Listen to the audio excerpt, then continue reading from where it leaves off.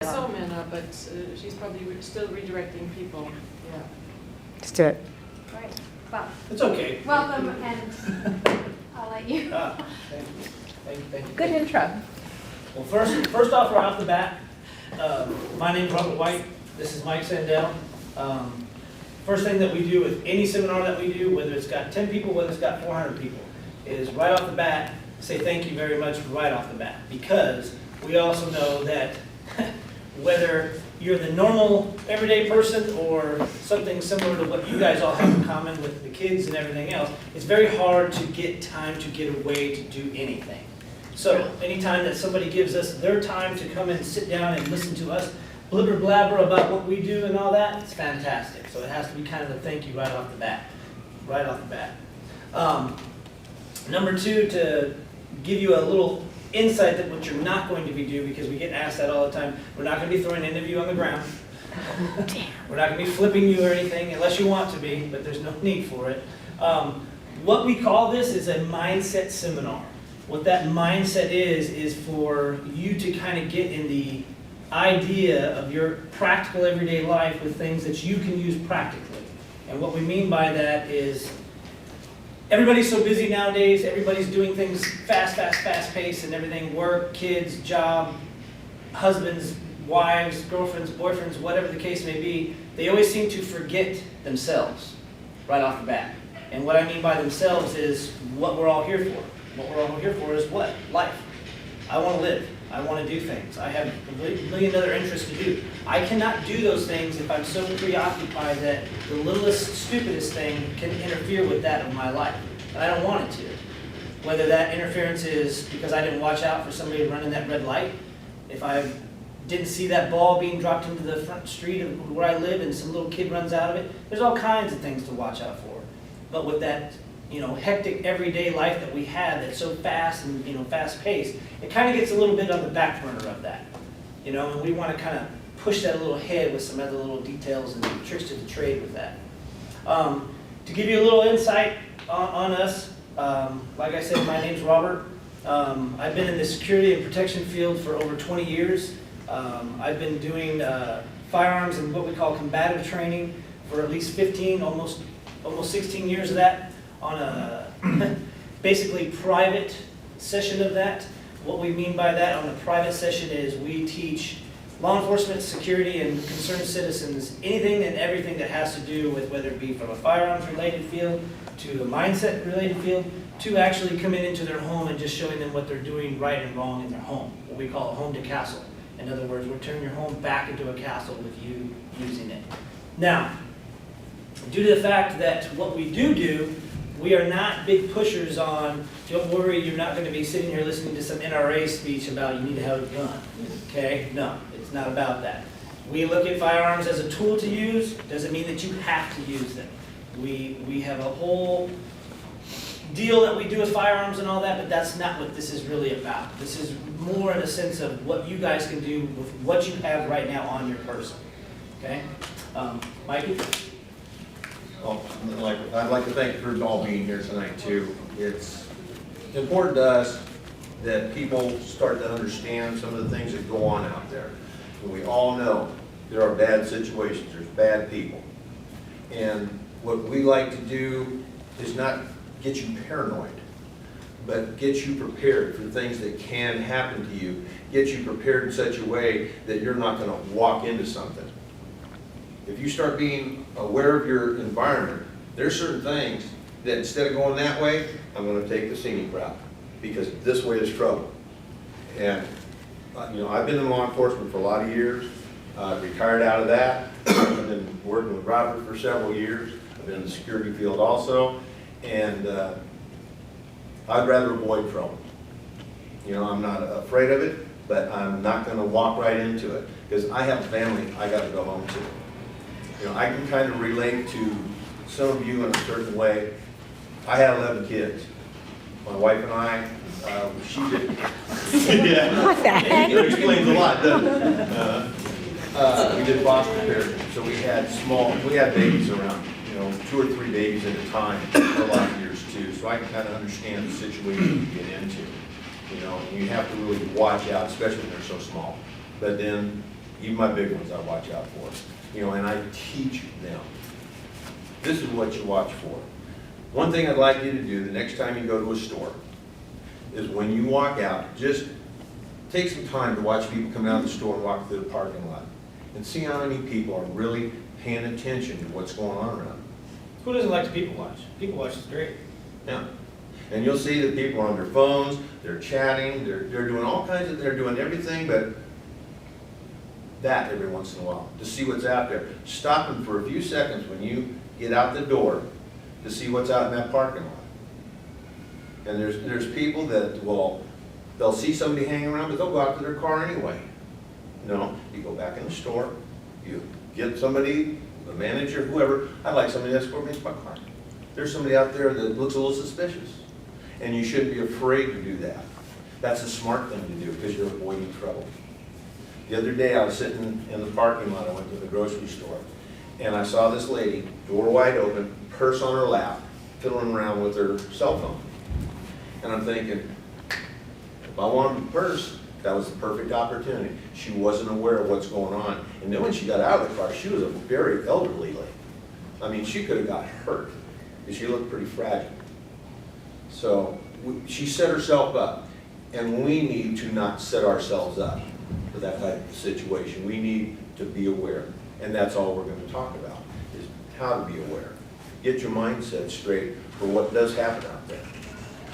Well, good example of that is, okay, this is families for multiple children, right? So Yes. we all know what multiple means. I'm going to pick somebody here and put them on the spot. How many children do you have? 2. Twins? Yeah.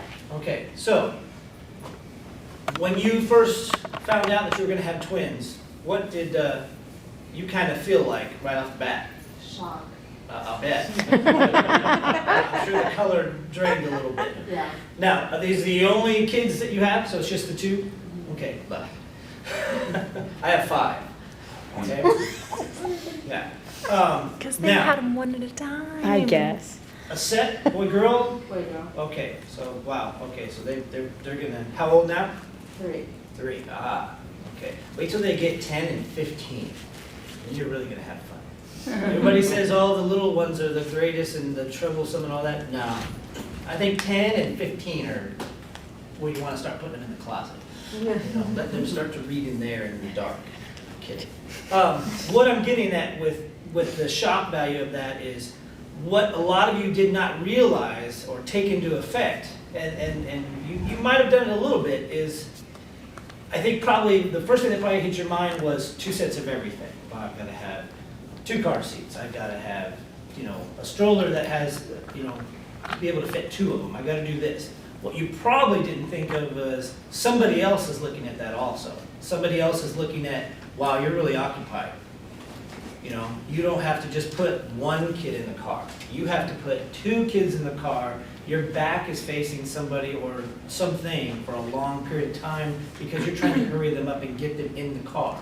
Okay? When you have to get them out, it isn't just as easy as, oh, okay, I get 1 out and take them in the house and then come back and get the other one. No, you've got to figure out that solution to that problem of how do I get them both out, and I'm sure it's a lot of putting them both back in the stroller and pushing them into the house probably.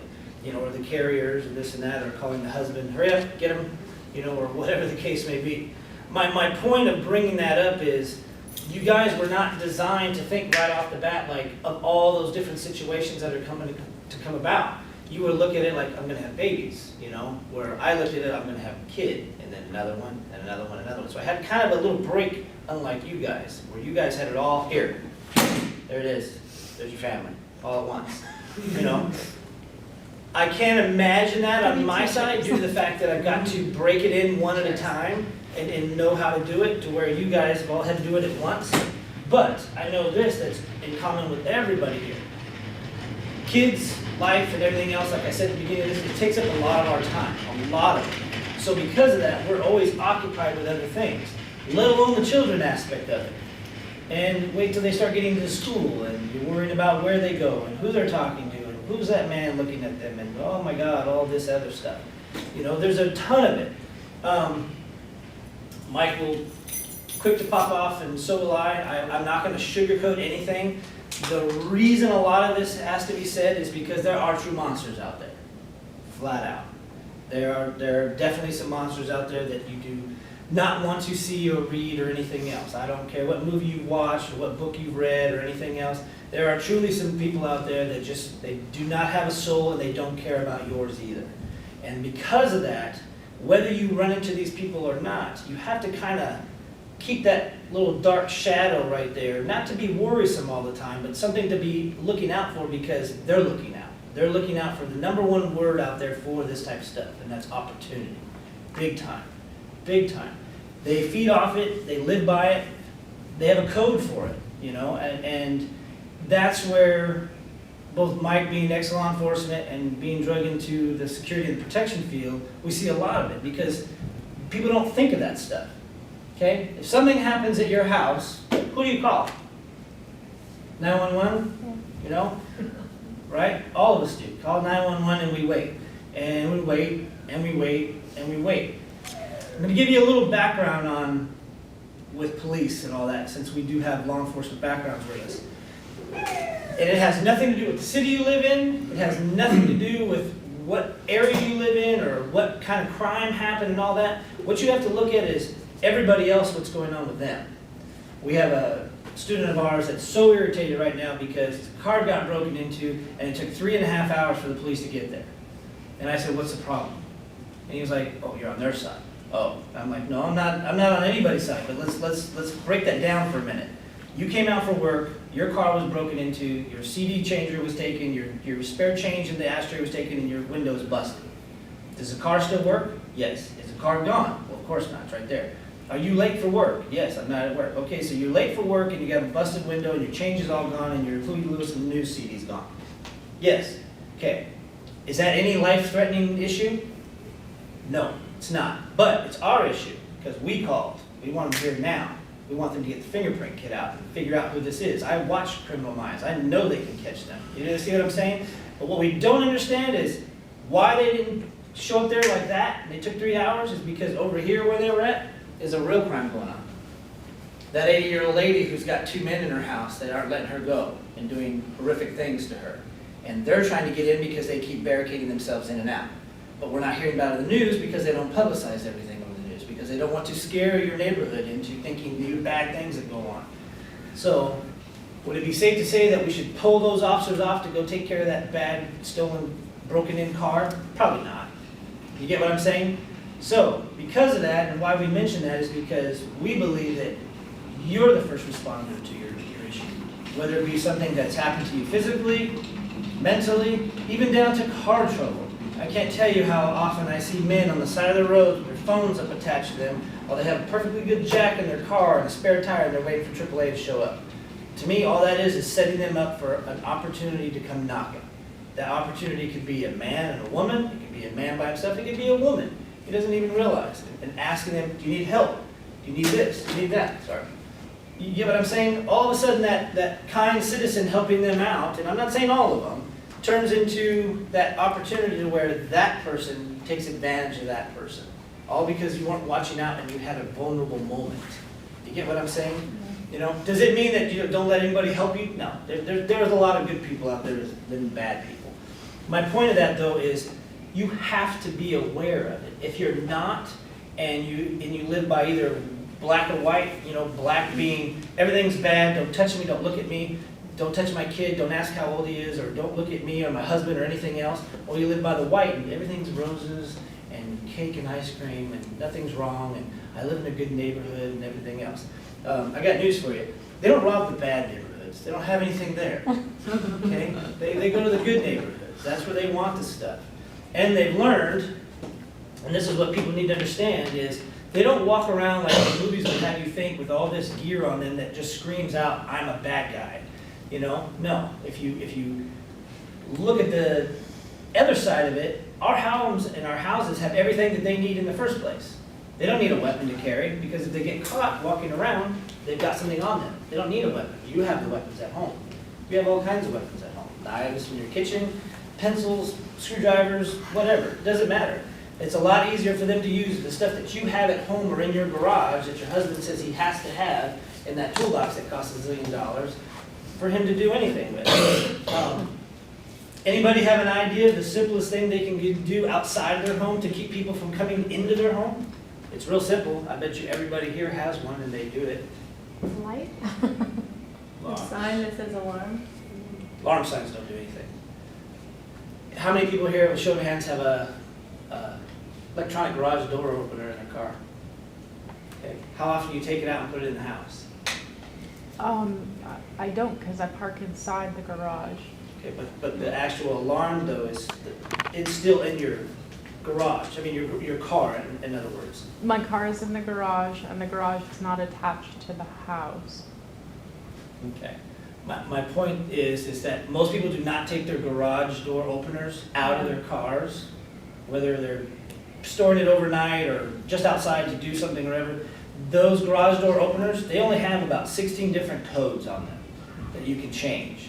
And all it takes is just to sit there and after you get it, to sit around and hit the neighborhood and see how many different garage doors open. They do that because everybody's gonna lose them, break them, and go to Home Depot and buy another one. What the thieves has figured out is that, wow, most people leave them in their cars. I'll just break into that one so I don't have a record of buying one to get that code to where I know that code doesn't work or isn't gonna work for the neighbors over here, because obviously it's only opening that garage.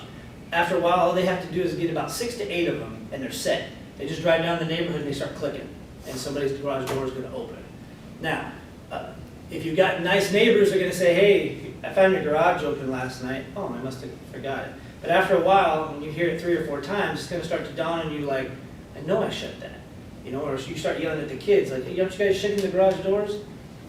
9 times out of 10, it is the kid forgetting to, or the laser that runs across, you know, got hit by a cat or something like that and the garage door didn't shut. But another sense of it is somebody's messing with it. You know, it sounds, you know, kind of odd to say like, oh, that doesn't happen, that's movie stuff or whatever. Movies are made because of this stuff. You have directors and everything else and producers that want to be on top, so they get criminal records and read them to figure out what their next story is. You'd be amazed at what him and I in the security field run into with what people just, they have no clue of what they run into. Shopping centers, whether it be not so much the malls, because you guys have your purses on you, and us men have our wallets on us usually, but grocery stores, where do you guys put your purse? In the basket. And always that little, gotta get this, I gotta put it on here. You know, some guy walked by or a gal walked by, quick, they get it quick. And then the next thing you know, God, where'd I put my wallet? Or where'd I put my credit card? Or whatever. They're fast. That's their job. Real fast. Us men do things all the time that we don't realize, and that is that we do what's called painting the picture for people. We paint a picture or get a picture painted for us to look other places. Hey, could you explain to me if I go down Figueroa and I make a left, will I find this sports center? Yeah, you just go down here and it's over there. And we don't even realize what's going on over here. We don't, because we're so quick to be the cool guy that can give off all the directions and everything else. Where, you know, the wife or the girlfriend or whatever is not paying attention because they're on what nowadays? We're all on the idiot box. You know? Exactly, everybody is. Does it mean that we're all vulnerable in a sense? Yes, even down to what we do. We miss things all the time and we're on the lookout for it all the time because it's our job. The problem of it is that enough people aren't just taking aware of it and just utilizing enough of their, what we call, like we said at the beginning, their mindset to tell themselves, okay, it doesn't have to alter my lifestyle. It doesn't mean that I've got to put a lot of time and effort into this, but that's when you have to ask yourself, what is a lot of time and what is a lot of effort to keep and maintain your lifestyle that you're used to? Does it mean that maybe before you walk into that building that has a glass front, you take a minute to look through the glass and to see if there's anything odd going on before we just walk in to order that cafe $20 latte, whatever it is that everybody wants to name off? You get what I'm saying? Because there's so many times we just walk into something and we don't even realize it because it's already going on. And all we could have done was take a minute to look, whether it be through a glass or outside of a hallway into a building or down the escalator into the underground parking garage, just to take that quick second to scan and pan, as we call it, to look around and go, okay, it seems okay to go out, you know? But instead, people get desensitized and just walk and say, well, I didn't think anything was wrong. I was just going to my car. I didn't mind the bald head guy with the tattoos leaning on my car. You know, I just thought he needed a question answered. You get what I'm saying? People do it all the time. All the time. They judge books by their covers, and they don't judge books by their covers, you know? If I did not know Mike, and I didn't know who he was and how he was, probably going to go the other way due to the fact that I just don't want an altercation that I need, due to the fact of his appearance, okay? But because I know who Mike is, you know, I'm giving an example, you know? But I mean, people do that. They do it all the time, you know? And it's funny because they look at certain people and think, ooh, they're bad and this and that because of this or that, when if they really think about it, we all watch the news, we all look at magazines and read books and this and that. What's the bad guy look like? He looks like a nobody. He's never, you know, big mean guy and this and that. He's never that. He's some dorky, nerdy, you know, kid that, you know, probably got straight A's in college and everything else, but no girl would go out with him and he's mad at the world. That guy, you know, who doesn't want you touching his yard, doesn't want your trash cans touching his trash cans, you know, who shows up to work every day and is fine until that one incident that, you know, you blocked him off and he snaps and you get an idea of who and really what he is. You know, same thing with that woman who's always high and always happy and everything else, and everybody knows her name and this and that, but when something minute happens to her, she breaks down fast. She starts to cry, she starts to blame. All of a sudden a cuss word comes out that you're not used to, and you kind of see a whole different side to her that you're like, whoa, Cheryl's crazy. You know, it's just something to be alert about. It doesn't mean that you have to like start profiling everybody, you know. Not at all. You know, I know everybody here is going, Rocky's kind of nuts, man. She's out there. You know. No, it doesn't mean that at all. It just means that you might want to take a second look at what you do, how you do things, to ask yourself, okay, am I being 100% smart about this? It's like this. How many of you guys have enough kids old enough to make an actual phone call? Show of hands. How old? 19. 19? Oh, yeah. Okay, you ever heard a 19-year-old talk on the phone? It's fantastic. I'm surprised. I look at my two oldest all the time and I say, did you guys grow up in a different house that I don't know too? Because when I talk to them on the phone, it's horrible. Now, texting-wise, oh, they can text me all day. But communication-wise, they can't. What I'm getting at is really start to just kind of ask them some questions and actually really see how much they actually know about the geographics and demographics around their own home. You'd be amazed at what they don't know. It's funny. Same thing with people all the time. You can get somebody that describes a direction to somebody and you can see it in their head. They're like, I have no idea what you're saying, you know, by using north, south, east, and west. But all of a sudden you start using landmarks and they're like, oh yeah, Kmart left and then the Del Taco, it's on the right. You get what I'm saying? But no matter how it's said, you need to know some things. Definitely. You know, people kind of miss out on that because, once again, they go to this for all the answers. These are great, don't get me wrong. I use mine every day, probably every hour, close to every minute, probably. But it's because it's a tool because I'm not home. I have to use it. But the younger generation has got us messed up because we look at it like they're able to dress, they're able to eat, they're able to drive, they're able to go places and all that. Sit down and talk with them. Actually really see what they really know and what they don't know without this in their hand for 5 minutes. You know, it's kind of scary. And why I bring them up is because you got to remember, they're kind of the first responders to you guys when something happens, if you have older ones. If you have younger ones, it's kind of the other way around. You're hoping and depending on what is going on with you guys compared to what's happening with the little ones. If you get hurt, who's going to take care of them? If they're young, they can't pick up the phone. They can't dial 911. They can't look at the clock or the address and tell them where it's at. So we kind of have to ask ourselves, how safe do we think we really are? You know, if something happens to me while I have them and I'm protecting them, what if something happens to me? What is going to go on with them? What have I done to protect them in a situation to where if something happened to me and I could not speak or I was unconscious or I just didn't even understand where and what I was at, how are they going to answer it for me? How? Are they going to look at a bracelet that has all the information for them and show somebody, you know? Are they going to have something on their bag or anything that they've been trained to go to and go, here, Mom said if something happens to her, give you this? You know, you get what I'm saying? Is there a code word that you guys can use that nobody else knows? So when they say, you know, hey, your little cat got hit around the corner, the one that's named Simon, your mom told me to come get you. Oh, okay. You know, well, what's Simon's nickname? I don't remember, you have to tell me. Well, you don't know it, so I'm not going. You know, you get what I'm saying? There's little things that we can do, but we always forget because we're the primary protectors for them.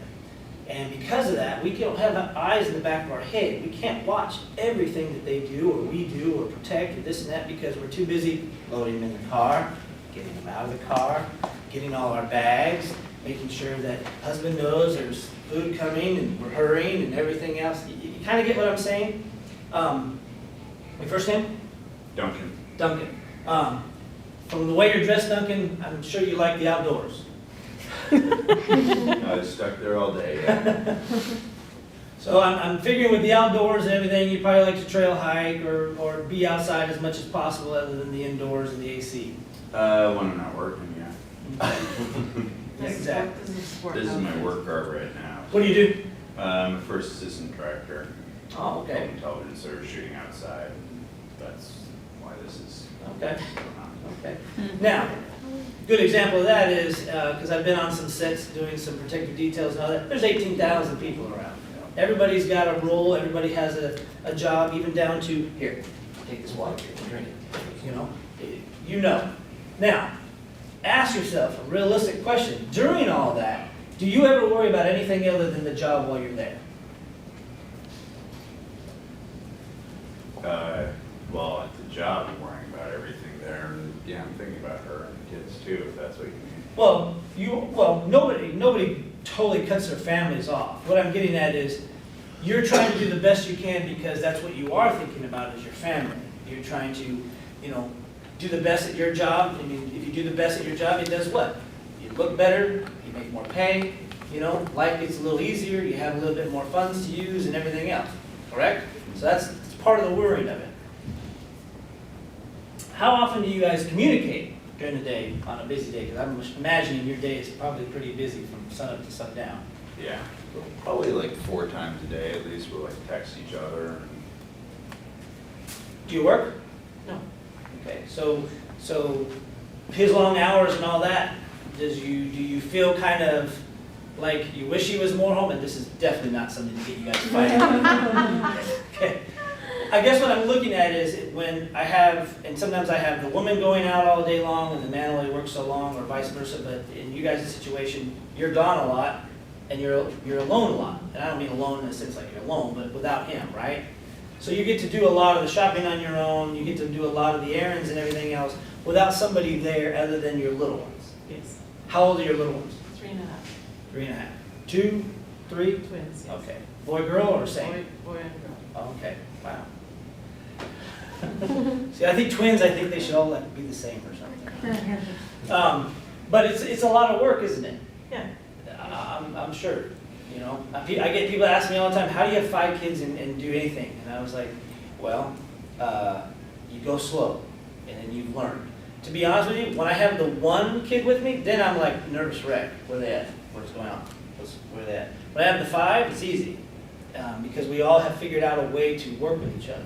And believe it or not, husband and wives and things like that, you also do the same thing. But we also kind of do that thing to where we're not saying we don't miss them, not saying we can't do anything without them, but we've learned to do it. To where when they are around, it gets a little easier. But we don't say it, actually. We just do it because you're so used to taking them around, doing things with them and everything else. So when he is around, yes, I'm sure a little bit of you is jumping up and down like, yes, somebody else is here, But we don't actually do that and say that.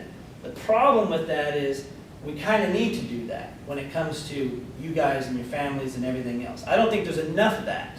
We have too much of, okay, it's mom hour. You're taking the kids and I'm going over here. I'm going out to have drinks with the girls or vice versa for the guys or anything else. What's happening with that is nothing's getting talked about what it is like for your day to do with the kids. You know, what it is like for you to just go to the store and all the things that you